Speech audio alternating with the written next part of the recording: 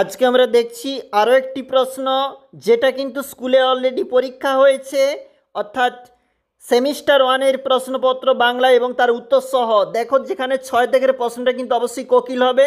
এছাড়াও প্রশ্নগুলি দেখে নাও কাদের স্কুলে এই প্রশ্নপত্র কমন অবশ্যই জানিও।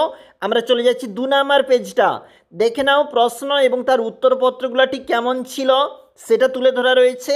অবশ্যই এমসিকিউ প্রশ্নপত্র সবগুলোতে হয়েছে এবং যেখানে ওএমআর সিটটাতে পরীক্ষা হয়েছে। এটা গেল 2 নাম্বার পেজ।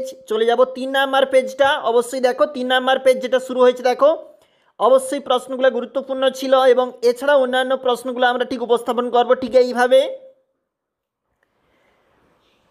এটা হচ্ছে 3 নম্বর পেজ।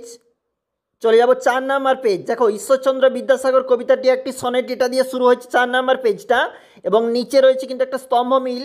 দেখে নাও কোন কোন স্তম্ভমিল এবং তার অ্যান্সারটি কেমন হবে তুলে ধরা রয়েছে। 32, 33 রয়েছে। চলে যাব ঠিক পরের পেজটাতে। আমরা ঠিক পরের পেজটাতে যাবো আমরা ডান দিকে, অর্থাৎ এটা কিন্তু আমাদের 5 নাম্বার বা লাস্ট পেজ। 34-এর দাগে ধর্মমঙ্গল কাব্যের আদিকবি মৌর্ভট্ট, এটা দিয়ে শুরু হয়েছে প্রশ্নপত্র। অবশ্যই ভিডিওর কমেন্টে জানিও। দেখে নাও প্রশ্নপত্রগুলি ঠিক কেমন ছিল। প্রশ্নপত্রটি semester 1 Bengali question paper class 11।